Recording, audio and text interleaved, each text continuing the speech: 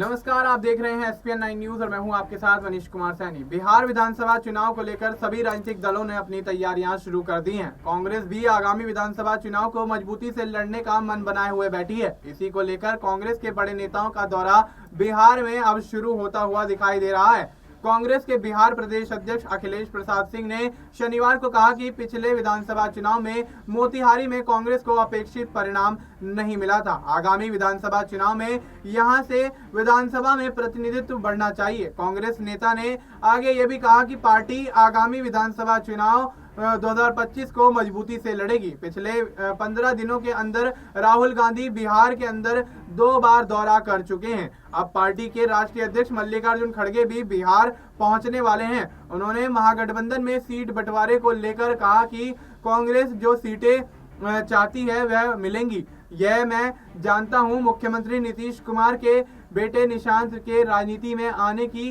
चर्चा को लेकर कांग्रेस प्रदेश अध्यक्ष अखिलेश प्रसाद सिंह ने यह कहा कि अभी तो वे आए ही नहीं हैं, उनकी परीक्षा बाकी है। वैसे उनके आने से महागठबंधन को कोई खास फर्क नहीं पड़ने वाला है। यह लोकतंत्र है और कोई भी राजनीति में आ सकता है। उन्होंने यह भी कह दिया कि जिस तरह से पिछले 5 साल में बिहार में सरकार चली है उसे कोई खुश नहीं है।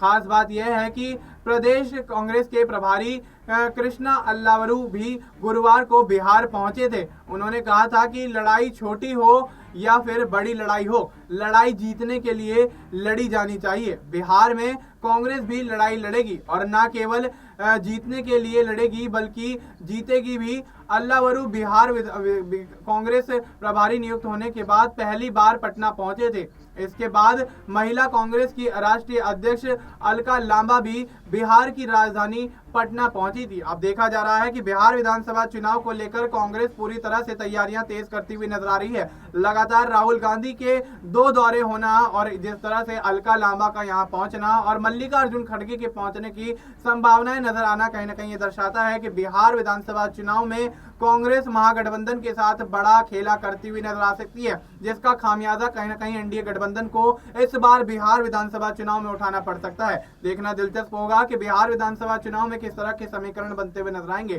क्या महागठबंधन इस बार बिहार विधानसभा चुनाव में मौजूदा सरकार को कड़ी टक्कर देते हुए एनडीए का बिहार से सफाया करेगा या फिर एनडीए एक बार फिर से सरकार बनाता हुआ नजर आएगा? फिलहाल आपको इस मुद्दे पर क्या कुछ लगता है? आप अपनी राय हमें कमेंट करके बता सकते हैं। बाकी देश और दुनिया से जुड़ी तमाम जानकारी के लिए आप देखते रहिए SPN9 न्यूज।